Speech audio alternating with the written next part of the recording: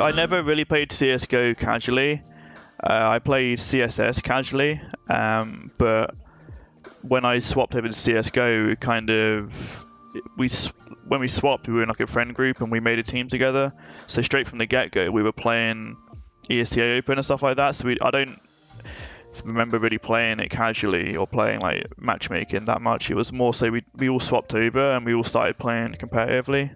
So that's kind of how I progressed, I guess. It was going from ESL Open to intermediate to main, and along the way to making new friends and getting sort of noticed by other people. I got into CS basically when I was like 7, 8 years old. I was just watching my brothers playing video games, and they would play Counter-Strike 1.6, I believe.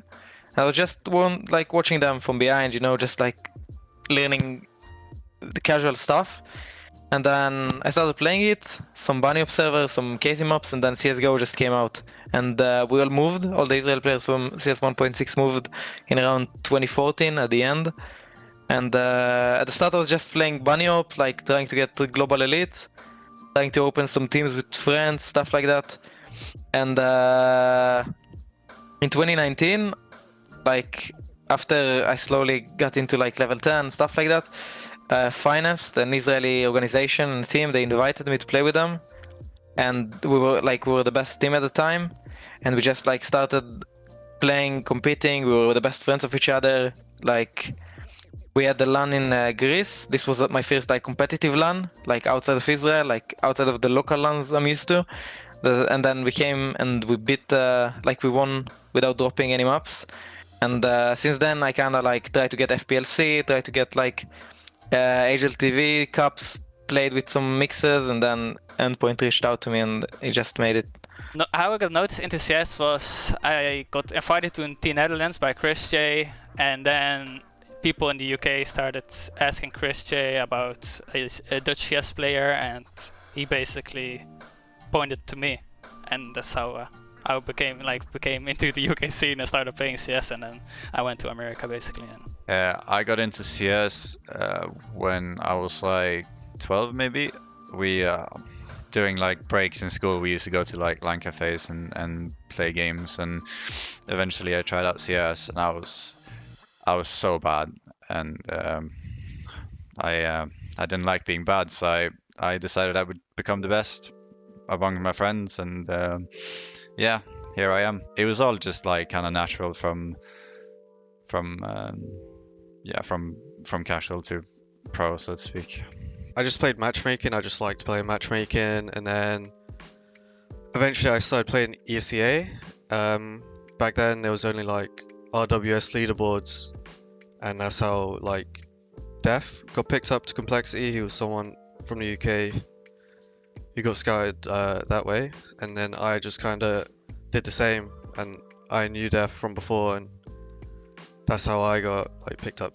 Yeah, I got into CS just purely, I think it began with my brother was playing Counter-Strike, and I just had heard about it, and I'd always been interested in games, and then he got a laptop and playing 1.6 on that against bots, and then I just kind of fell in love with the game. More so I just fell in love with the idea of competitive gaming, and there was a local LAN cafe where I lived in the west of Ireland, so that once I got a taste for it, it was like heroin. I was addicted to it, so I just kept playing games, and I've been playing games since I was playing PC games at cafes since I was like 16, and then so I'm 30 now, so I've been playing for about 14 years, and it was just a natural kind of thing that I was going to stop my involvement with Counter-Strike, and I was going to really just focus on pursuing my career in finance. But then opportunities kind of arose that I couldn't say no to, and here I am with Endpoint, and it's been kind of I wouldn't even say it's been a roller coaster. It's kind of just been a steady upward trajectory, and hopefully that continues.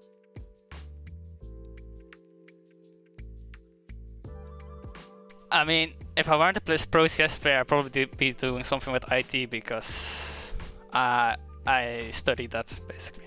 So if I wasn't a pro CS player, I'm not really sure what I'd be doing. Probably would have gone to university, got on a degree in something, but I don't know what it would have been. If I weren't a pro CS player, I honestly have no clue what I'll be doing. So school isn't my thing. It's hard. I always when I was a kid, I always dreamt of becoming a police officer, like everyone else, I guess. So maybe that, but it's hard to say. If I wasn't playing CS, I'm not sure what I'd be doing, to be honest. Like, I dropped out of university like in my first year to play CS, and I hated the course I was doing, so you know, I haven't really put much thought into it since then. Probably clubbing, just doing like normal teenage things. School, probably army in a few years, and that's basically it.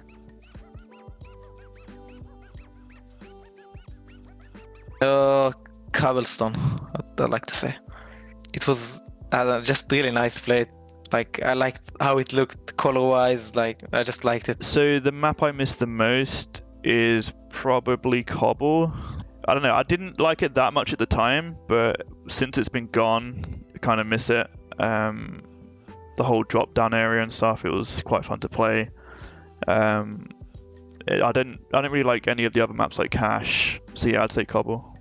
The map I miss the most by far is Cobblestone. I just really enjoyed playing Cobblestone, and I think my team's always had great success on the map, and I just really like the map. I don't know what it is about it. It's just a great map, I think, in my opinion. I think it was fun. You could play slow, you could play fast. I think there was just a lot of room for plays and shit. So Cobblestone for sure. The map that I miss from the competitive map pool the most is definitely Cobblestone. But the new one looks pretty bad.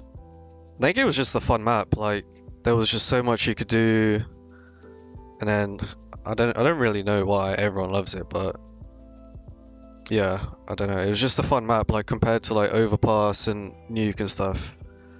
It's just way better. The map that I miss in the map pool right now is Cobble, definitely. I've always loved that map. I wanted to come back.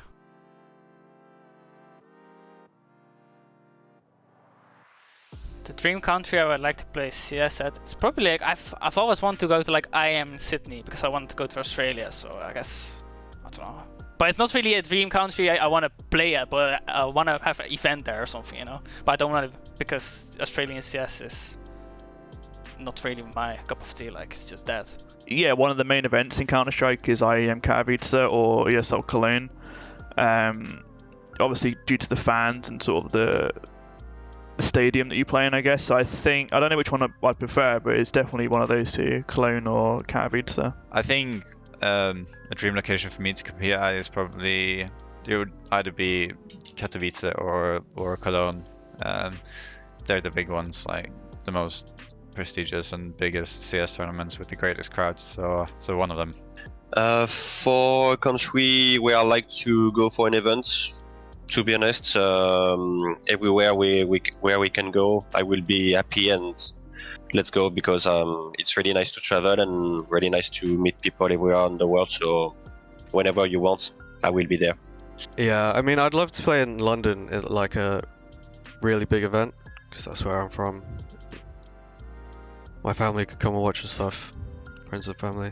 Yeah, I think if we made it, like, if we got far into a tournament like that, I think people would be, I don't know.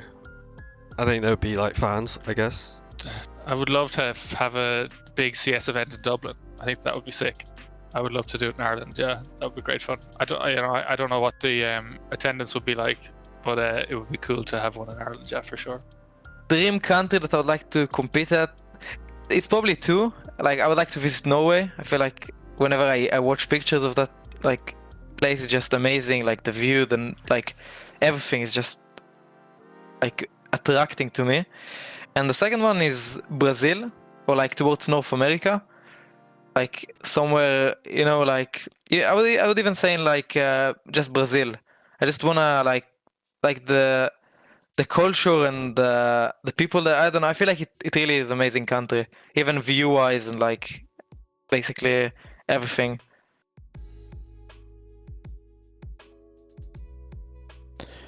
I think my favourite Game of Thrones character was probably Jon Snow. he was just kind of badass, wasn't he? Kind of did everything. His storyline was pretty cool as well. Because I never read the books, so for me, I was just watching the TV show. So I quite liked him.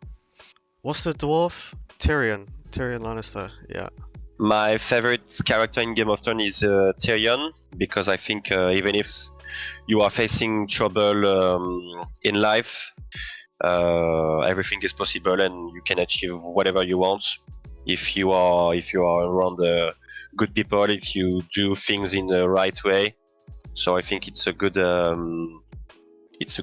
way to learn the life, and it's a kind of example for everyone.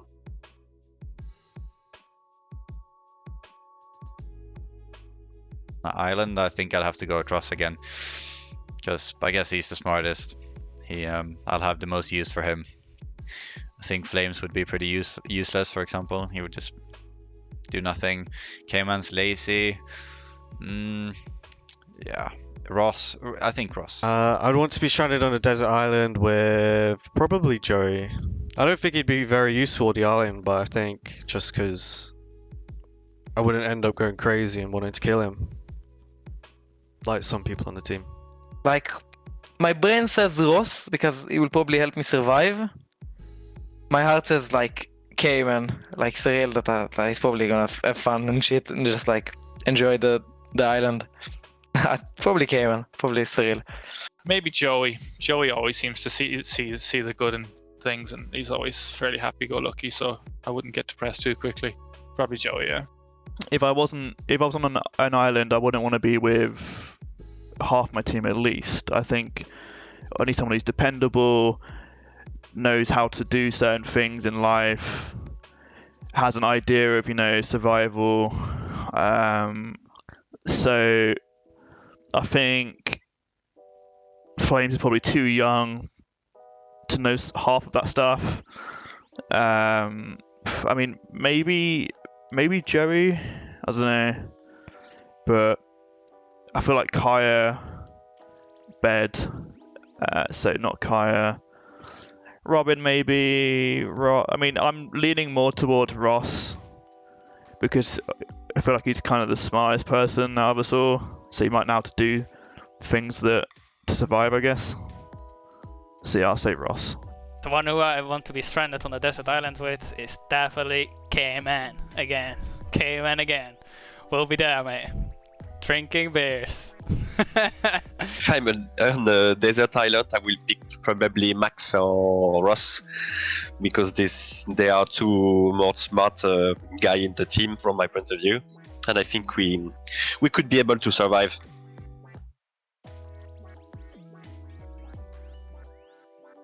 Maybe Robin. He enjoys and laughs a lot from. Sometimes it's not funny, but it like entertains him a lot for some reason. Worst sense of humor. Maybe Robin. Maybe Joey tells a lot of shit jokes as well, so maybe Joey. I don't know. Everyone's pretty funny, to be honest. So I don't think anyone has really bad sense of humor.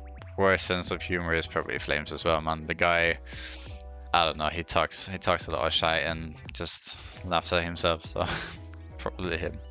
I can't really choose because we are all. I think everyone is a joker on the team, so it's pretty hard to pick one. But I would maybe say Kaya, because he's the one who say the less joke, but he has a good sense of humor anyway. Probably Robin. He's a bit. I don't know. He's just Swedish. Mate, I don't know who has the worst sense of humor. I think they're all fucking funny, mate, at times. But they're all fucking dumb as well at times. I'd say the worst sense of humor on our team is, I mean, I think it's a battle between Robin and Flames. So yeah, I don't know who would edge it out between those two. It's definitely one of them though. From my point of view, the smartest person in the team is Max, because I think that he really knows where he wants to go. He's really professional in in the way he's playing, do the thing outside of the game. So I think he's really kind guy and really smart as well. The smartest in the team. We'll just go with easy answer. I guess it's Ross, but from like the lineup without the coach, I guess it's just Max because he's the IGL. Like we're just gonna be like the IGL is the smartest guy. I don't want to toot my own horn, but I'd say it's probably between me and Ross, who's the smartest in the team. I think Ross has a lot of wisdom that he brings to the team, and he's also pretty smart in what he says as well. So probably Ross. The smartest in the team, I'd have to say myself. I think I'm pretty smart, and just in general, pretty smart. So I'll say myself. Okay, I guess Ross is smarter than me, but other than in the starting 5, I'm the smartest. I think the smartest person on the team is probably Ross, the coach. Like the smartest guy in the team is probably also Max, one of them. I have no idea. Intelligent person on the team? No, not me actually. I wouldn't go close. Wouldn't say me. I'm just the oldest. The most intelligent person is maybe Kaya. Kaya's like really smart, really weirdly smart. As in he's kind of like normally quiet people. He just thinks more than he speaks. So you just think that they're smart as well at the same time. But he just when Kaya speaks, he's worth listening to. So probably K-Man, yeah.